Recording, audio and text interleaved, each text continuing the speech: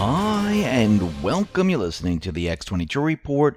My name is Dave, and this is episode 1942B, and today's date is August 13th, 2019, and the title of the episode is, It Was All Harvested, FISA Goes Both Ways, Sky is Falling.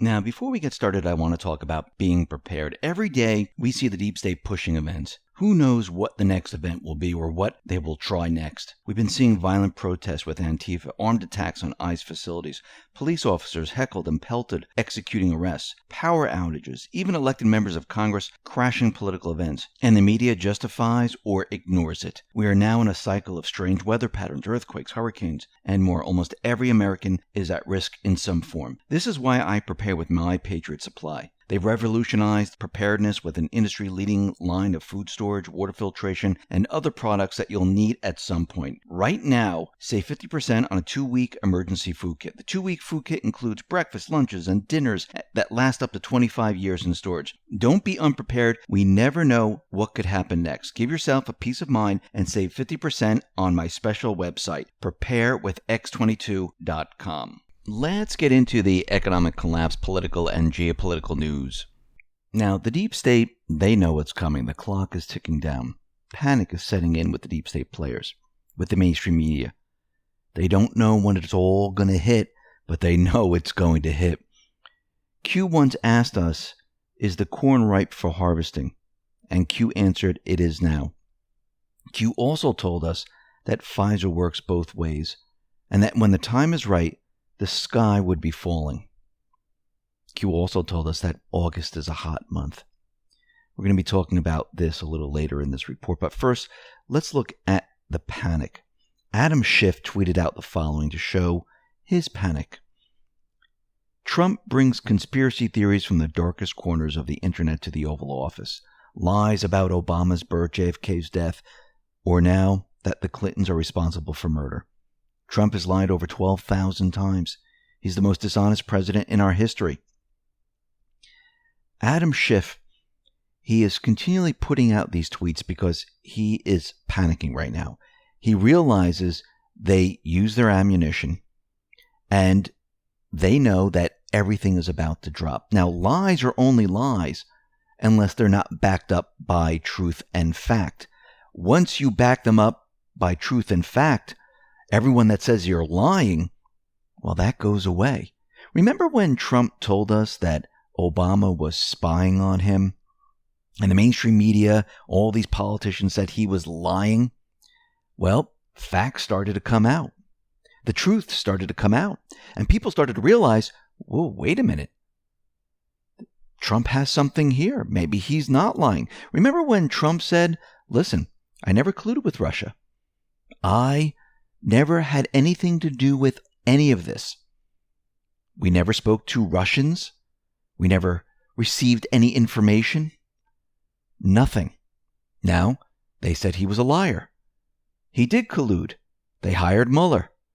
And it turns out he didn't collude because the truth and the facts came out. Now, yesterday, Overstock CEO says he had information on the Clintons, Russia, Brennan, and the rest, and it seems he does. Overstock CEO Patrick Byrne delivered to the Department of Justice a number of documents, including emails and text messages in April regarding both the origins of the Russian investigation and an FBI operation into Hillary Clinton, with which he was personally involved during the first months of 2016. Byrne claims the documents, which have been made public and are currently under investigation by the Department of Justice, are allegedly communications he had with the FBI concerning both the Clinton investigation and the origins of the Russian investigation. He approached the Department of Justice and met with the lawyers on April 5th and the 30th. The first meeting was without counsel in Washington, D.C., and he said the following. This is going to become the greatest political scandal in U.S. history. If we survive it, and if rule of law returns to America, it will be due to one man, Bill Barr. So, strange that this is all coming out right now at a time when the Patriots are investigating Epstein, and they are ready to release FISA, D-Class, treason, crimes against humanity, and everything else. If you notice, it's all happening at the same time. And those individuals who are telling us about Russian collusion, how Trump's a liar, he's a racist and all this, guess what? They're going to be defending their own lives very, very soon. Actually, talking about that, Cuomo, he flipped out when someone came up to him and said, "Is your name Fredo?" And he went crazy. He said, "No, punk-ass bitches on the right call me Fredo. My name is Chris Cuomo. I'm an anchor on CNN," Cuomo said. "Fredo is from The Godfather. He was the weak brother." Now, YouTube took that video down, and a lot of people were pushing, and they brought it back up. They looked at the terms of service, and I believe Breitbart was involved in this, and they said, "Hey, why'd you take this down?" Now, Cuomo, he flipped out, and he was ready to fight this guy. He was ready to punch him. He was ready to go after him. He was cursing at him. He was crazy. Now, Fredo refers to the younger brother in Godfather. He was the weaker, less intelligent than his other brothers. Fredo had little power or status within the Corleone crime family. And everyone is calling Cuomo this, and it looks like it triggered him, and he flipped out. But what's very interesting about all of this is when you go back in time to a New York Times article, where the New York Times in 2017 referred to all of President Trump's sons, Eric and son-in-law Jared, Don Jr., the New York Times called them Fredo. So what's very interesting is the Trumps, they didn't go out and say, "I'm going to beat you up." Cuomo was triggered, and you saw his anger. Now, Trump trolled him, and I find this very, very interesting. I know everyone was worried about the red flag, laws and everything like that in gun control, but as you can see, it's kind of fading away, and as time goes on, it's going to fade away a little bit more. And you can tell that Trump, he did this on purpose. He said, "Would Chris Cuomo be given a red flag for his recent rant? Filthy language and a total loss of control. He shouldn't be allowed to have any weapon. He's nuts." And I believe that just says everything right there. The mainstream media, the deep state actors, all the players, they are panicking. You can see the fear, because this is how you react when you're pissed off, when you're angry, when things aren't going your way. And when people are going to start to realize that you've been peddling fake news, that you've been lying to the public, that you are involved in certain things, what do people do? They lash out, they scream. That's how you know someone is on the wrong side of something. Normally, when you know the truth, you know the facts, you sit there calmly and you say, "It has nothing to do with me." You could say whatever you want. It has nothing to do with me. But when it has something to do with you, people, for some reason, they scream, they yell, they stamp their feet, and they go crazy. Now, all this is happening while the D class is ready to be released. They're investigating Epstein. And everything doesn't make sense. And the people are waking up. Because of Epstein's death, this has just made it a lot worse for the deep state. Because now everyone is questioning this. Because it doesn't make sense. And Bill Clinton said something really, really odd. Now, Bill Clinton was speaking to people at a 30-seat arena. An attendee at the event asked the following: "Did Epstein commit suicide?" Clinton shrugged his shoulders. "I mean, it really depends on what your definition of suicide is, huh?" Now, an awkward silence ensued. Bill turned to look at Hillary for support, but she just glared at him. He went on, well, we've got to define terms here, all right? If you mean, did he hang himself without any outside assistance, then I'd say that does not fall under the definition of what may or may not have occurred. Now, I didn't know there were different definitions of suicide. I thought if you committed suicide, you'd take your own life. I guess if someone helps you commit suicide, where it's actually murder, that's a different definition of suicide. So I wonder now why he was saying there's different definitions. Something to think about. Now, as we know, names are being dropped.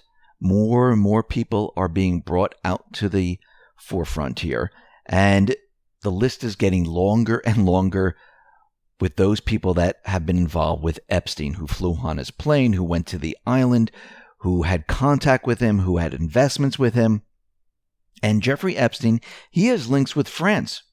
He owned a house, and now the officials in France, they're investigating what he's been doing in France. French Secretary of State for Equality Between Men and Women released a statement, and it said they're calling on the French authorities to open up an investigation into Epstein and what he did in the country.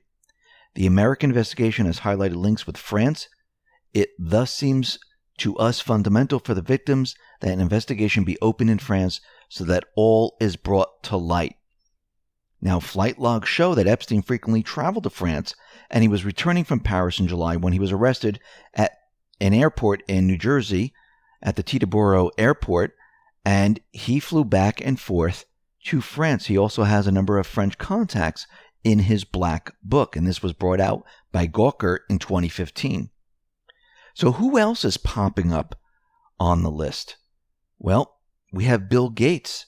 Bill Gates flew from Teterboro Airport, New Jersey to Palm Beach on March 1st with Jeffrey Epstein on his plane. He hitched a ride on the plane. And what's very interesting is that the two men, they own property in southern Florida, where Epstein had two homes, including a $12 million Palm Beach mansion, and Gates owns a 5-property compound in Wellington that he purchased for a total of $40 million. Now, Gates was not the only famous name to hop aboard Epstein's plane either. Who else was there?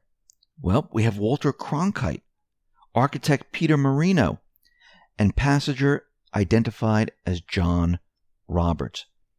Now, is this the Supreme Court, John Roberts? It's kind of looking that way.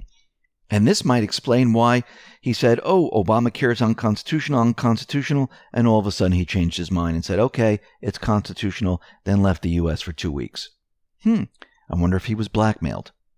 Well, when you start to put all this together, putting all the pieces together, you're starting to create this picture of, now it all makes sense. We also have that he flew with Kevin Spacey, Naomi Campbell, Chris Tucker, Prince Andrew, and we have former president of Harvard, Larry Summers, flew numerous times on Jeffrey Epstein's jet, and even flew to Epstein's Island.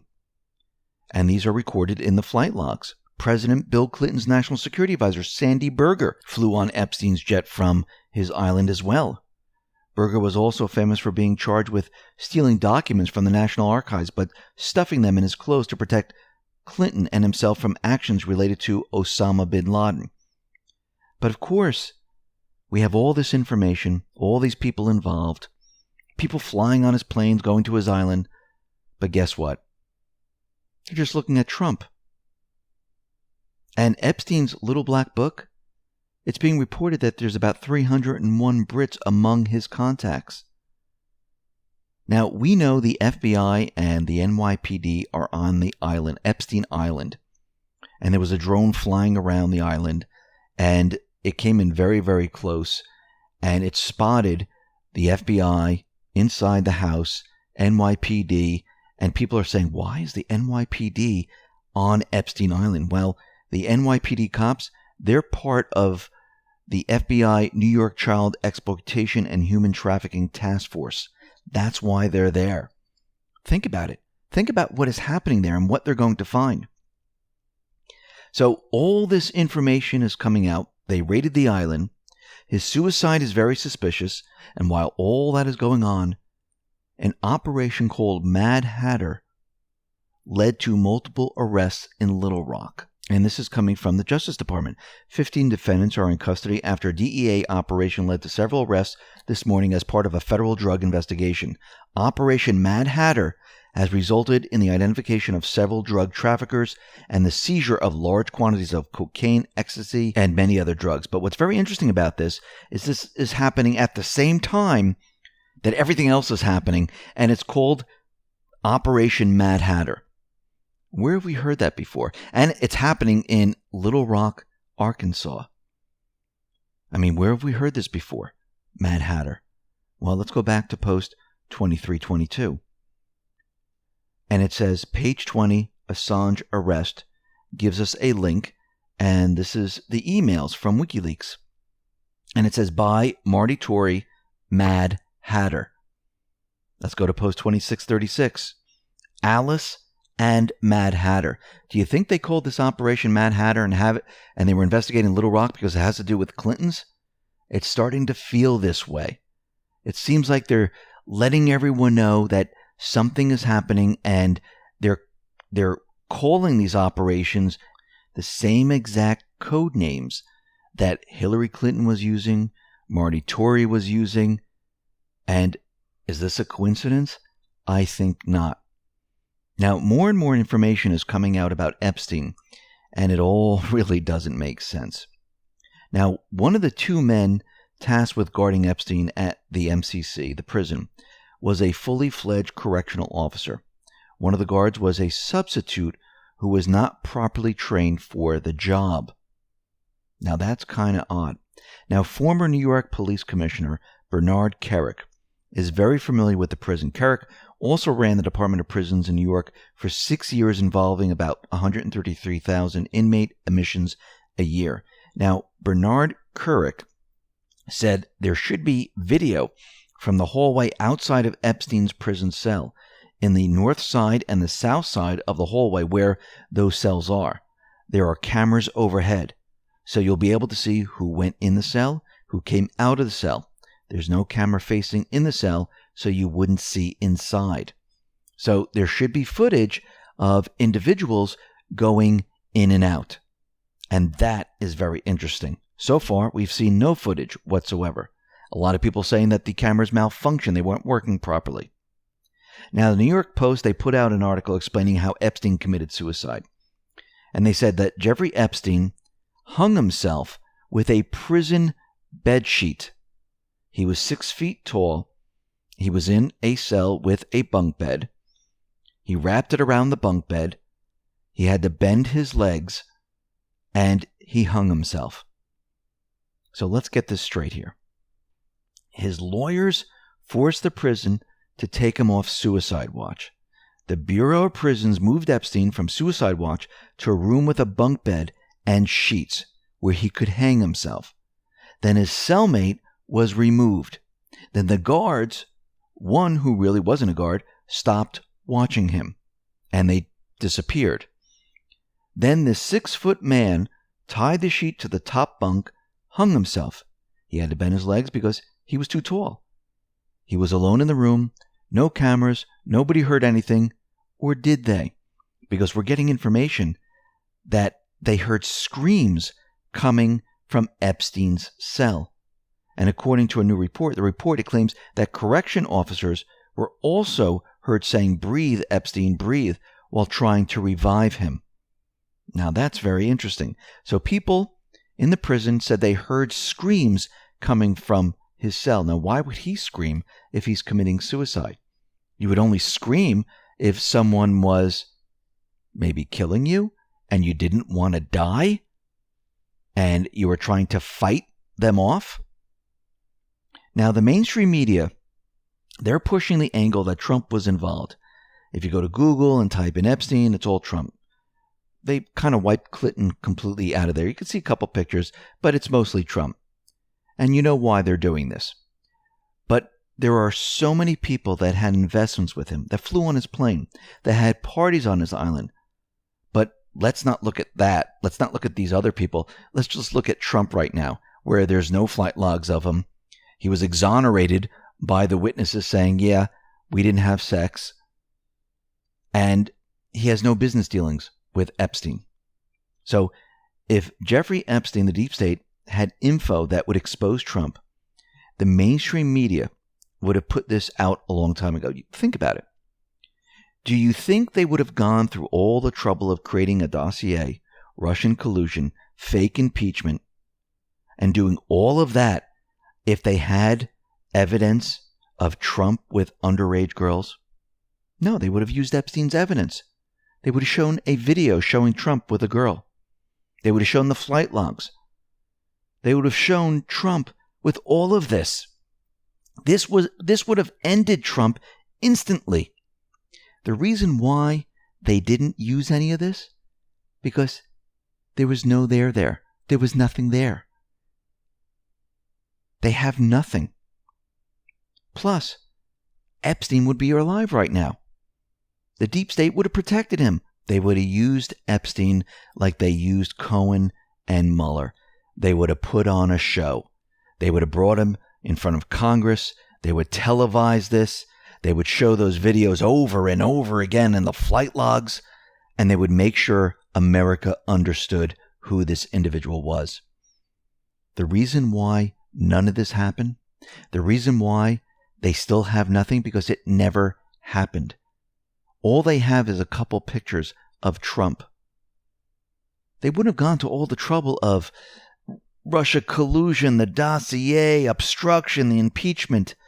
That's a waste of time if they had real evidence, but they don't. Now, Trump tweeted out something very interesting, which I do believe is a message to us. He tweeted out the following. The United States is learning much from the failed missile explosion in Russia. We have similar, though more advanced technology. The Russian Skyfall explosion has people worried about their air around the facility and far beyond. Not good. So keep that tweet in mind, okay?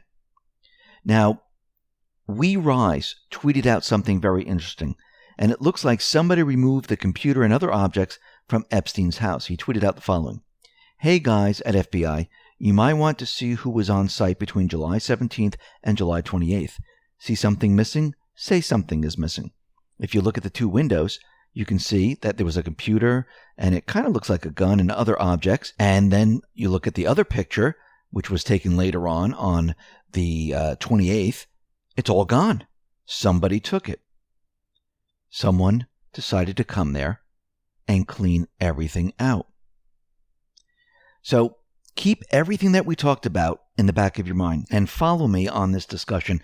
It will become clearer and clearer as we move along. Now, Julian's Rum, he tweeted out the following. NSA's latest tweet highlights an old IBM computer. Its nickname, Harvest. Was the corn ripe for harvesting? It is now. Where did we hear that from? We heard that from Q. Let's move on to Julian's Rum's next tweet. The rise of digital technology has led to the rise of digital evidence. By the way, the FBI tweeted this just as news of the FBI raid on Epstein Island was hitting. Nothing is ever truly deleted. And down below it says, the New England Regional Computer Forensics Laboratory is the newest FBI-sponsored RCFL. With the addition of this facility in July 2019, the number of RCFLs nationwide increased to 17. What is 17? Q. So let's go back to post 3458. Gave us a link to Twitter, which is Comey, which is not important. The important part of this post is down below, where it says, FISA goes both ways. So we're looking at FISA goes both ways. So from Julian's Rum's tweet, Q is letting us know that they use FISA to get all the information from the computers, the cameras, and everything else. Most likely, all that information was captured from Epstein's Island. Do you think they need the computers? No. I think they harvested the information. And this brings us to post 3525. Now here there's a picture of Comey, it looks like, standing in a cornfield with the sun. And there's a Twitter link from Comey, but that's not the important part. The part I'm looking at is, was the corn ripe for harvesting? It is now. And it looks like they might have harvested all the data. And FISA goes both ways. So to me, they got a FISA warrant and they were monitoring all these individuals. Now think about Trump's tweet with the Skyfall remark. Let's go to post 2273. And I'm going to read this part because Q brings in post 2253, and it says D-class of FISA will initiate the resignation, recusal, and or removal of Rod Rosenstein. D-class of FISA will initiate the awareness that all signers will be currently under investigation. D-class of FISA will factually demonstrate without argument the U.S. government under Hussein knowingly presented false evidence to FISC in an effort to obtain legal U.S. intelligence umbrella surveillance of POTUS for the sole purpose of influencing the 2016 election of the presidency. Not Russia, but Hussein HRC projection. Safeguard against possible loss of power, firewalls. Use of back-channel surveillance spy. Insertion, body 1, 2, and 5 by UK, Australia. Primary activated under Director Brennan, Director Clapper, with PDB regular updates. Live streaming, White House Hussein, non-Oval Situation Room coordination. FISA full brings down the House, White House. Now, down below, it talks about the D-class and Horowitz and everything else. But at the very end, it says, prepare for sky is falling week. Now, Trump mentioned sky falling, which has to do with the Russian missile, which links up to this. So if Trump is messaging us, letting us know that the sky is about to fall this week, it might be this week, next week, coming up very soon. This brings me to post 3456, where Q says, worth remembering. Now, this is the picture of the watch once again. It has the date, the 19th, and it has the time at 4:50. Now, I'm not saying it's going to happen on August 19th, but when you start to put things together, it might seem like we're headed in that direction. Now, a lot of times Q uses this to spread disinformation, to get the deep state to use their ammunition. But as we know, the deep state used their ammunition in the beginning of August, and now they're on recess. Congress is on recess. We'll have to see what occurs during this period. Now, the reason why I do believe that this might be coming all at once, and it might be this week, next week, or the week after, or during this period of time, is because everything is happening at once. The Patriots, they are preparing to release the information on FISA, D-class, spying, treason, crimes against humanity. Those players are the same players that are associated with Epstein. And then you add in Hollywood actors, actresses, other politicians, royalty, mainstream media. Once the information from the Patriots start to flow out, and I'm talking about the D-class, the FISA, and all that, the mainstream media, Hollywood, politicians, royalty, they're going to come to their defense. They're going to make excuses. They're going to try to spin things. What happens if the reputation of these people are destroyed? Those people that are coming to the defense of those people that were spying, trying to rig the elections, who committed treason. What happens if those people's reputations are destroyed because they were having sex with underage children? Can they come to the defense of these people? No. It'd be very, very difficult. Those people who are named and exposed for spying, committing treason, crimes against humanity, they will not be able to rely on their own reputation or other people's reputation, because Epstein, that whole entire case, is going to destroy that. People are smart. They're going to start to think to themselves, if they can do that to children, if they're involved in that, and they can go about their daily lives, go on TV, talk to America about saving this, saving that, we need to protect the children, while hiding behind what they're really doing, guess what? They would have no problem committing treason, spying, and everything else. I do believe the Patriots are pushing all of this together for a specific reason. And they needed all of this to happen at a specific time. Like we've said, and we've always been saying, timing is everything.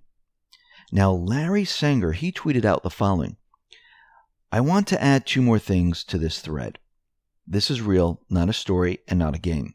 That means a lot of people we basically trusted and admired will actually be revealed as monsters. It's too horrifying to contemplate.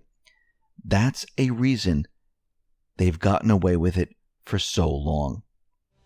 Listen, everyone, thanks a lot for listening. Be well, be safe, and especially be prepared. Thanks a lot.